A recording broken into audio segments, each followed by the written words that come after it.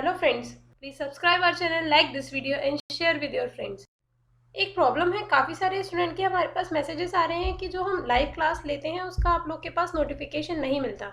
तो उसको दूर करने का हमारे पास ये सॉल्यूशन है कि हम बोलते हैं कि आप बेल आइकन पर क्लिक कीजिए, जो यहाँ पर प्रोबेबली रहता है अगर आप मोबाइल से देख रहे हैं या फिर अगर आप लैपटॉप या कंप्यूटर का भी यूज़ कर रहे हैं तो यहाँ सब्सक्राइब के पास में आपको बेल आइकन मिल जाएगा।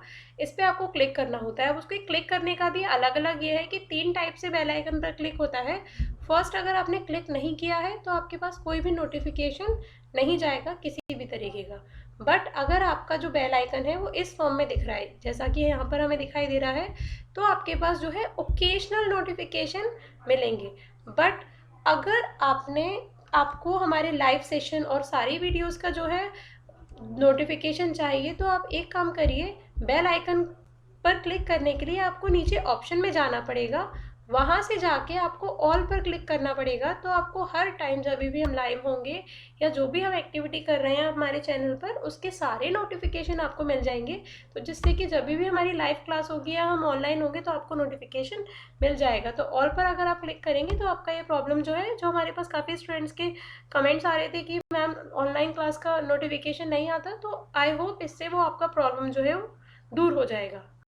इस वीडियो में आपको टाइप्स ऑफ प्रोबेबिलिटी सैम्पलिंग मिलेंगे। जो भी संभाविता प्रतिचयन के जो प्रकार होते हैं, हमने 5 प्रकार आपको बताए थे पिछले वीडियो में, वो आपको इस वीडियो में विद फुल एक्सप्लेनेशन मिलेंगे। पिछले वीडियो में हमने आपको बताया था कि सैम्पलिंग के 2 टाइप्स होते हैं, probability sampling and non probability sampling. तो उसके भी अलग अलग डिफरेंट टाइप्स हमने आपको बताए थे। उन टाइप्स में से आज के इस वीडियो में हम केवल जो प्रोबेबिलिटी सैम्पलिंग होती है, जिसको संभाविता प्रतिचयन कहते हैं, उसके 5 टाइप्स को कवर करेंगे। एंड नेक्स्ट वीडियो जो होगा हमारा वो नॉन प्रोबेबिलिटी सैम्पलिंग के लिए होगा। सिंपल रैंडम सैम्पलिंग, सामान्य यादृच्छिक प्रतिचयन। In SRS, every case in the population being sampled has an equal chance of being chosen. It is an equal probability sampling method. जो सिंपल रैंडम सैम्पलिंग होती है उसमें हर एक जो एलिमेंट होता है, हर एक पॉपुलेशन का, उसके चुने जाने की संभावना सेम रहती है। जैसा कि हमने आपको पहले भी बताया था कि प्रोबेबिलिटी सैम्पलिंग के जितने भी टाइप्स हैं, वहाँ वो नॉन प्रोबेबिलिटी सैम्पलिंग से कैसे डिफरेंट है कि नॉन प्रोबेबिलिटी सैम्पलिंग में वहाँ कोई प्रोबेबिलिटी फिक्स नहीं होती, कोई जो है चांसेस फिक्स नहीं होते सभी के चुने जाने के। पर जो प्रोबेबिलिटी सैम्पलिंग होती है वहाँ पे सभी की कुछ ना कुछ प्रोबेबिलिटी होती है। हर एक इंडिविजुअल की पॉपुलेशन में कोई ना कोई प्रोबेबिलिटी होती है कि वो सैंपल में चुने जाने की उसकी क्या संभावना है, इसीलिए उसे प्रोबेबिलिटी सैम्पलिंग कहा जाता है। और जो भी प्रोबेबिलिटी सैम्पलिंग को हम यूज़ करते हैं उसकी वजह से जो हमारे एक्सपेरिमेंट या जो भी हमारा रिसर्च है उसके रिजल्ट काफ़ी सही रहते हैं। It is best method theoretically, but practically if population is large then complete listing of population is difficult. ये थियोरेटिकली जो है बेस्ट मेथड समझा जाता है सैम्पलिंग का, बट प्रैक्टिकली अगर देखा जाए और जहाँ पर पॉपुलेशन बहुत लार्ज होती है तो वहाँ पर जो कंप्लीट लिस्टिंग होती है पॉपुलेशन की वो डिफ़िकल्ट होती है। इसलिए इसको लार्ज पॉपुलेशन वाले कंडीशंस में अप्लाई करना पॉसिबल नहीं हो पाता। Numbers are assigned to all subjects and then using a random number generator to choose random numbers. इसमें क्या करते हैं बेसिकली, सबसे पहले हमारे पास क्या होना चाहिए सिंपल रैंडम सैम्पलिंग के लिए, पूरी जो है सैम्पल फ्रेम हमारे पास होना चाहिए। मतलब सभी इंडिविजुअल्स की जो है नॉलेज हमें होनी चाहिए या उनके नेम या जो भी डिटेल हमें चाहिए वो हमारे पास होनी चाहिए। और फिर उसमें से हम रैंडमली कोई भी मेथड को यूज़ करके, रैंडमाइजेशन के जो डिफरेंट मेथड्स होते हैं उनको चूज़ करके रैंडमली हमें जितना भी सैम्पल साइज़ हमें फिक्स करना है उसके अकॉर्डिंग हम रैंडमली उसमें से इंडिविजुअल्स को चूज़ करते हैं। सिंपल रैंडम सैम्पलिंग जो हम करते हैं उसके कुछ स्टेप्स होते हैं। First step, make a list. हमें पूरी लिस्ट बनानी होती है पॉपुलेशन की। अगर हमारे पास फुल लिस्ट मौजूद नहीं है तो वो हमारा सिंपल रैंडम सैम्पलिंग के अंतर्गत नहीं आएगा। उस केस में हमें कोई दूसरी सैम्पलिंग मेथड्स है जो हम आगे बताएंगे वो यूज़ करना चाहिए। Second step is assign a sequential number, यानी कि सैम्पलिंग फ्रेम हमें बनाना पड़ेगा वहाँ पर और सभी को सिक्वेंसली हमें अरेंज करना पड़ेगा, एक सिक्वेंस में लगाना पड़ेगा। कोई भी मतलब सीक्वेंस उनको ऐसा नहीं है कि हमें जैसे असेंडिंग ऑर्डर डिसेंडिंग ऑर्डर ऐसा करके कुछ करना है। बस उन सभी को जो भी हमारा जो भी यूनिट्स है, एलिमेंट्री यूनिट्स जो हैं, उन सभी को कोई ना कोई नंबर असाइन करना पड़ेगा, जैसे 1 2 3 4 to up to so on. ऐसे करके हमें सिक्वेंशियल नंबर उन्हें बिना किसी चीज़ को देखे बस देना है। Third step is figure out what your sample size is going to be. हमें यहाँ सेलेक्ट करना है थर्ड स्टेप पे कि जो भी सैम्पल साइज है हमारी जो रिसर्च है उसमें वो क्या होना चाहिए, कितना बड़ा हमें सैम्पल लेना है अकॉर्डिंग टू पॉपुलेशन या अपनी रिसर्च के according. Fourth step is use any method of selection from the following. और जो हमने यहाँ पर नीचे जो है मेथड्स लिख रखे हैं, इन किसी भी मेथड को हम फिर यूज करके वो जो लिस्ट हमने बनाई है उसमें से अपने सैम्पल साइज के अकॉर्डिंग नंबर ऑफ यूनिट्स जो सैम्पल में हमें आनी है वो सेलेक्ट कर सकते हैं। जैसे कि रैंडम नंबर टेबल्स होती हैं, उनका यूज़ करके हम जो है अपने सैम्पल को सेलेक्ट कर सकते हैं। लॉटरी मेथड, मतलब जितनी भी हमारा जो सैम्पलिंग फ्रेम रहा, जो उसको उन सारे नंबर्स को हमने लॉटरी में लिख के, चिट्स में लिख के डाल दिया, और रैंडमली, जैसे अगर हमें आउट ऑफ 100 सपोज कीजिए 20 जो है सैम्पल लेना है 20 का, तो हमने लॉटरी मेथड के थ्रू एनी 20 चिट्स उसमें से उठा ली, और जो जो नंबर आया उन चिट्स में, वही नंबर पर जो जिस इंडिविजुअल को हमने असाइन किया था वो नंबर, वो स्टूडेंट हमने वहाँ से ले लिए। या थ्रोइंग ऑफ डाइस, जो हमारे जो पाशे होते हैं उनको फेंक के भी हम जो है इससे सैम्पलिंग में सैम्पल अपना चूज कर सकते हैं। टॉसिंग ऑफ कॉइन कर सकते हैं, हेड या टेल आया उसके अकॉर्डिंग सिलेक्शन कर सकते हैं। ब्लाइंड फोल्डेड मेथड यूज़ कर सकते हैं, जिससे कि बॉल्स हमने काफ़ी सारी डाल दी हैं और ब्लाइंड फोल्ड करके या उसमें से किसी भी रैंडम कलर की बॉल को चूज़ करना है, ऐसा कोई मेथड यूज़ कर सकते हैं। एक सीव मेथड होता है, इसको चूज़ कर सकते हैं। ये कुछ ऐसे मेथड्स हैं जो कि रैंडम सैम्पलिंग के लिए यूज़ किए जाते हैं। तो हमारे जो 3 स्टेप हैं उनको पहले फिक्स करने के बाद में हम फर्दर 4th स्टेप के लिए इन सारे नीचे सैम्पलिंग मेथड में से कोई भी मेथड को यूज़ कर सकते हैं। ये सारे SRS के ही हमारे जो मेथड्स हैं वो है। Second type is systematic sampling, जिसको हम व्यवस्थित प्रतिचयन भी बोलते हैं। Systematic sampling is a variation of simple random sampling. जो सिस्टमैटिक सैम्पलिंग है वो एक सिंपल रैंडम सैम्पलिंग का ही टाइप है। In systematic sampling, a list of population is made and then every nth element from the list is chosen as a sample. Systematic sampling में क्या करते हैं, हम पूरी population का जो एक list है वो बना लेते हैं और हर एक nth element उसमें से हम चूज़ करते हैं। अभी n जो nth element जो नंबर n है वो हम कैसे सेलेक्ट करते हैं, हम आपको एक एग्जाम्पल के थ्रू बताएंगे। Systematic sampling has the potential to be biased if the list has been arranged in any type of order.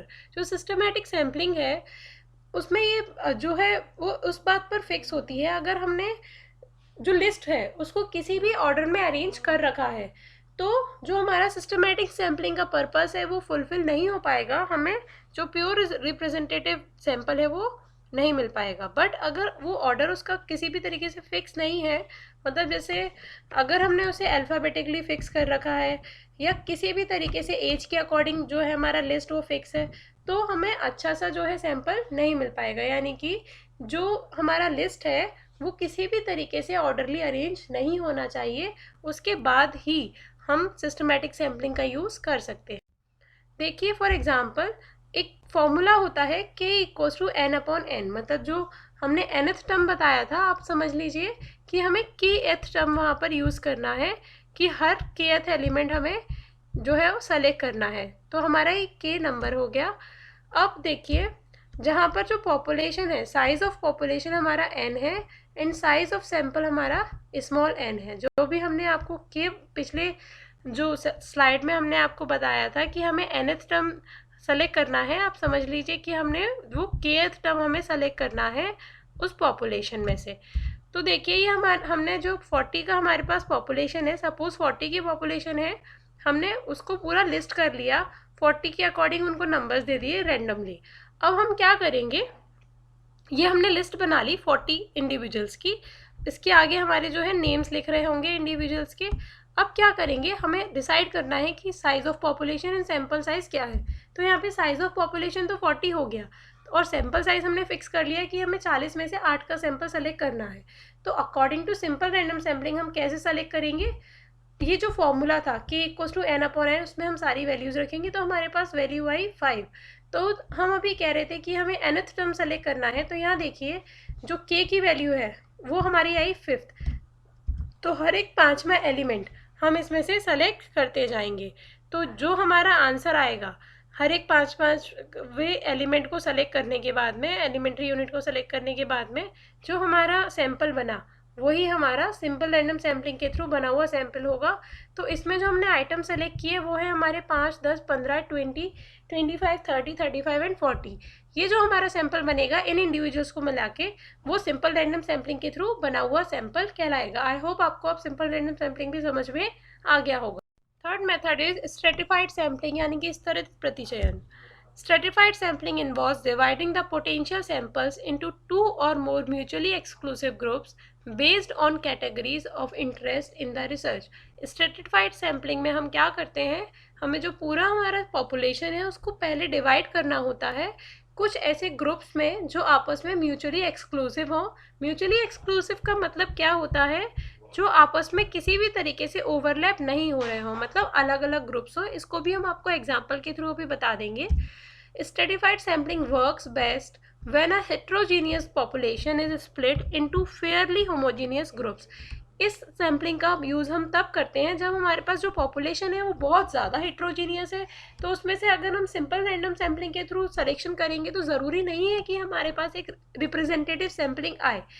तो उसलिए हम क्या करते हैं कि पहले उस पूरी हेट्रोजीनियस पॉपुलेशन को सेम टाइप के यानी कि होमोजीनियस ग्रुप्स में, अलग अलग ग्रुप्स में बांट लेते हैं और उसके आधार पर फिर हर ग्रुप में से या तो प्रोपोर्शन के बेसिस पे या ऐसे ही रेंडमली उसमें से हम सिलेक्शन कर लेते हैं। These groups are the called strata, और इन्हीं अलग अलग ग्रुप्स को हम स्ट्रेटा बोलते हैं और सिंगल ग्रुप को स्ट्रेटम बोला जाता है। अगर सभी ग्रुप्स का जो कलेक्शन है उनको हम स्ट्रेटा बोलेंगे और एक ग्रुप को बोलेंगे तो बोलेंगे हम स्ट्रेटम। स्टेप्स इसके क्या होते हैं, पहले हम partition the population into group. सबसे पहले हमें स्ट्रेटा बनाने होते हैं, पूरी पॉपुलेशन को अलग अलग ग्रुप्स में डिवाइड करते हैं, फिर उसमें से एक सिंपल रैंडम सैंपल लेते हैं फ्रॉम ईच ग्रुप जिसको हम स्ट्रेटम बोलते हैं। मतलब अब हम क्या करेंगे, जो हमारे अलग अलग स्ट्रेटम आ गए उन स्ट्रेटम में से हर एक ईच ग्रुप में से, मतलब हमने अपना जो सिंपल रैंडम सैंपल ले लिया कोई भी सिंपल रैंडम सैम्पलिंग के थ्रू, उनमें से फिर हम सैंपल को सेलेक्ट कर लेते हैं। Collect data on each sampling unit that was randomly sampled from each group, और हर एक में से हम अपना जो भी रैंडमली सिलेक्शन के थ्रू है डेटा कलेक्ट कर लेते हैं। अब देखिए फॉर एग्जांपल हमारे पास ये पूरा पॉपुलेशन है, इसको हमने दो पार्ट्स में डिवाइड कर दिया, अर्बन एंड रूरल। अगर रिसर्च जो है हो रही है उसके अकॉर्डिंग रिसर्चर को लगा कि वहाँ डिमांड ये है कि हमें मेल एंड फीमेल में भी डिवाइड करना है, तो रिसर्चर उनको भी अर्बन एंड रूरल के अकॉर्डिंग फीमेल एंड मेल में डिवाइड कर लेगा। तो हमारे पास यहाँ पे 4 स्ट्रेटम्स हो गए, अर्बन फीमेल का स्ट्रेटम, अर्बन मेल का, rural female and rural male का। अब इसको हम क्या करेंगे, फॉर एग्जांपल हमारे पास 20% अर्बन फीमेल है, 25% अर्बन मेल है, 15% रूरल फीमेल है एंड 40% रूरल मेल है। तो इसको अगर हमें इसमें से सैंपल लेना है तो क्या करेंगे, देखिए सपोज कीजिए पॉपुलेशन है 1000 का, आपको सैंपल लेना है 100 का, तो इसी के अकॉर्डिंग हम जो है फीमेल अर्बन में से 20 फीमेल को लेंगे एंड जो रूरल फीमेल है उसमें से 15 फीमेल को लेंगे, और जो हमारे पास अर्बन मेल है उसमें से 25 मेल्स को लेंगे एंड रूरल मेल में से हम 40 मेल्स को लेंगे। इन सभी को ऐड करके हमारा जो सैंपल है वो 100 का सैंपल आ जाएगा। यहाँ पर जो हमने आपको एग्जाम्पल दिखाया है वो प्रोपोर्शनेट सैम्पलिंग का दिखाया है।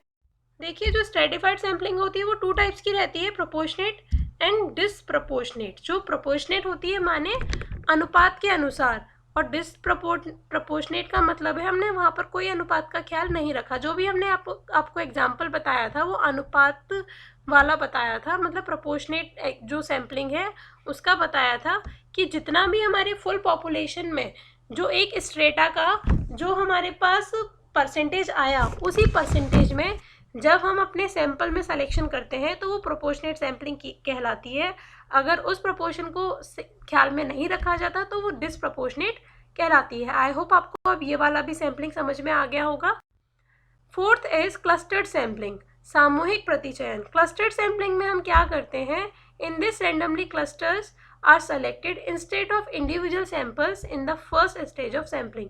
इसमें भी हम सबसे पहले रैंडमली क्लस्टर सेलेक्ट कर लेते हैं। जैसे कि जो हमारा एक समझिए, अगर हम इंडिया की पॉपुलेशन की बात कर रहे हैं तो इंडिया की पॉपुलेशन में से क्लस्टर्स हम ऐसे करके सेलेक्ट कर सकते हैं, जैसे हमने अलग अलग जो है स्टेट के अकॉर्डिंग पहले किसी भी स्टेट्स को क्लस्टर्स बना लिए कि फर्स्ट स्टेट, सेकंड स्टेट, ऐसे करके, और उसमें से अलग अलग स्टेट्स को हमने सेलेक्ट कर लिया, तो वो हमारे क्लस्टर्स कहलाएंगे. It is a way to randomly select participants from a list that is too large for simple random sampling. अगर हमारी simple random sampling में जो population है वो बहुत large है, जो list है वो बहुत large है, तो उस केस में हम क्या करेंगे, हम इस clustered sampling का use करेंगे. This technique is used when no list of individual sample is available. और इसका use हम तब भी कर सकते हैं जब हमारे पास कोई भी individual samples की जो है पूरी list मौजूद ना हो. In this type of sampling, clusters are made at the higher level and then sampling at subsequent level is done until individual samples are reached. इसमें क्या करते हैं हम, सबसे पहले क्लस्टर्स बना लिए जाते हैं. जो सबसे पहला सिलेक्शन होता है वो क्लस्टर्स का होता है हायर लेवल पर, मतलब सबसे पहला सिलेक्शन हमारा क्लस्टर का होगा. उन क्लस्टर्स के सिलेक्शन के बाद में जो आगे वाले लेवल पर हम सैम्पलिंग करेंगे उसमें हम इंडिविजुअल्स का सिलेक्शन, जो भी हमने क्लस्टर सेलेक्ट करा उसमें से फिर फर्दर इंडिविजुअल्स को सेलेक्ट किया जाता है. For example, a cluster might be a school, a team और अ विलेज. जैसे कि अगर हमें इसी एग्जाम्पल को हम लेके चलें कि हमें इंडिया के सारे स्कूल पर जैसे कुछ सर्वे करना है, तो हम क्या करेंगे, पूरा स्कूल लेने के बजाय हमने अलग अलग जैसे नॉर्थ रीजन, साउथ रीजन और वेस्ट और ईस्ट रीजन, इन सभी का अलग अलग हमने क्लस्टर्स बना लिए.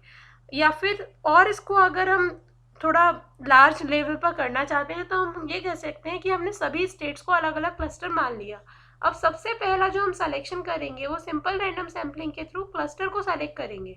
क्लस्टर को सेलेक्ट करने के बाद, मतलब कुछ स्टेट्स को सेलेक्ट करने के बाद, फिर हम उस स्टेट के सभी स्कूल्स का क्लस्टर बना सकते हैं, या फिर हम उस स्टेट के फिर सभी स्कूल को लेके जो है अपना मेथड यूज़ कर सकते हैं. या फिर ये भी हो सकता है कि हमने जैसे फॉर एग्जांपल किसी और रिसर्च में हमने महाराष्ट्र के जो भी स्कूल्स थे उन पर रिसर्च करनी है, तो हमने महाराष्ट्र के सारे स्कूल्स का सबसे पहला लिस्ट बनाया. फिर उसके बाद में हमने उसके क्लस्टर्स बना लिए कि महाराष्ट्र के जितने भी जो सिटीज़ आ रही थी उसमें से हमने कुछ सिटीज़ को लेके क्लस्टर्स बना लिया. सबसे पहला सिलेक्शन होगा हमारी सारी सिटीज़ का कि सिटीज़ में से हमने कितने क्लस्टर्स को सेलेक्ट किया. उन क्लस्टर्स को सेलेक्ट करने के बाद में फिर हम उसमें से अपनी जो पॉपुलेशन है उसको लेंगे कि हमने जैसे मुंबई के कितने स्कूल लिए, या फिर हमें पूरा मुंबई का पूरे स्कूल लेने पड़ेंगे. ये हमारा डिपेंड करता है जो भी रिसर्चर है उसकी क्या नीड है उस पर यहाँ पर क्लस्टर्स बनाने पड़ते हैं पहले, एंड आफ्टर हम उस क्लस्टर में से इंडिविजुअल्स को सेलेक्ट करते हैं. Next is multi stage sampling. Multi stage sampling में क्या होता है, जो अभी तक हमने सारी सैम्पलिंग पढ़ी है उन सभी का यूज़ करते हैं हम और अलग अलग स्टेज पर सैम्पलिंग करते हैं. फॉर एग्जांपल, हम ये कह सकते हैं कि जो भी हमने जैसे अभी क्लस्टर सैम्पलिंग की बात हुई, तो हमने पहले क्लस्टर्स बना लिए. क्लस्टर्स को सेलेक्ट करने के बाद में फर्दर हमने जो सिटी के क्लस्टर बना लिए थे, फिर फर्दर सिटीज़ के बाद जो हमने सैंपल सेलेक्ट किया, जो क्लस्टर सेलेक्ट किए, उन क्लस्टर्स का भी हमने फर्दर से उनमें से स्कूल्स के फिर क्लस्टर्स अलग अलग बना के फिर उनकी सैम्पलिंग के थ्रू कोई जो हमने कुछ स्कूल सेलेक्ट कर लिए, फिर स्कूल्स का सिलेक्शन करने के बाद में उसमें से इंडिविजुअल्स को फिर से क्लस्टर मेथड के थ्रू या किसी और सैम्पलिंग के थ्रू, स्ट्रेटिफाइड रैंडम सैम्पलिंग के थ्रू, फिर उसमें से सैंपल को सेलेक्ट किया, पूरा सैंपल ना लेते हुए. क्योंकि क्लस्टर सैम्पलिंग में हमें क्या करना था, जो भी हमारे पास क्लस्टर आए थे उन पूरे क्लस्टर को फिर हमें सेलेक्ट करना पड़ता था, उसमें से इंडिविजुअल्स को सेलेक्ट करना पड़ता था जो क्लस्टर्स आए थे. यहाँ पर हम फर्दर हर एक स्टेप पे छोटा उनको और सैंपल को और छोटा करके, पॉपुलेशन को और छोटा करके, मतलब हर स्टेज पे हम इंडिविजुअल्स को कम करते जाएंगे और जो हमारा सैंपल है वो अकॉर्डिंगली ले लेंगे और वो हमारा प्योरली जो है लिया गया सैंपल होगा. तो इसलिए जो है मल्टी स्टेज सैम्पलिंग को हम जो है अगर बेस्ट कह सकते हैं, पर जो बेस्ट कही जाती है जो है रैंडम सैम्पलिंग में, वो हमारी होती है स्ट्रेटिफाइड रैंडम सैम्पलिंग, क्योंकि वहाँ पर सब हमारा स्टैटिस्टिक्स के अकॉर्डिंग लिया गया होता है. मल्टी स्टेज सैम्पलिंग में कई चांसेस रह सकते हैं कि हमारा पूरा रिप्रेजेंटेटिव सैंपल ना आए, और जैसा कि क्लस्टर सैम्पलिंग में भी हो सकता है कि कोई एरिया छूट गया हमारा सैम्पलिंग से, तो इसलिए जो बेस्ट सैम्पलिंग है वो हमारी स्ट्रेटिफाइड रैंडम सैम्पलिंग कही जाती है. ये कुछ रेफरेंसेस हैं जो हमने आपको डिस्क्रिप्शन में भी दे रखे हैं, तो वहाँ से अगर आपको इन सैम्पलिंग के बारे में या नॉन प्रोबेबिलिटी सैम्पलिंग के बारे में कोई और इन्फॉर्मेशन चाहिए तो आप इनसे ले सकते हैं। आई होप आपको ये वीडियो समझ में आया होगा। आपके जो भी कमेंट्स हैं, जो भी डाउट्स हैं, आप हमें बता सकते हैं, जिससे कि हम आपके उन डाउट्स को क्लियर करेंगे। अगर आपको ये वीडियो पसंद आया तो जल्दी से लाइक कीजिए, शेयर कीजिए एंड सब्सक्राइब कीजिए अगर आप हमारे चैनल पर नए हैं। और अगर आपको ये वीडियो अच्छा नहीं लगा या आपको इसके अलावा कुछ और भी इंफॉर्मेशन चाहिए इन सैम्पलिंग के से रिलेटेड, तो आप हमें बता सकते हैं कमेंट में। आपके जो भी डाउट्स हैं वो भी कमेंट करके बताइए, हम आपके डाउट्स को क्लियर करने का पूरा कोशिश करेंगे। Thank you.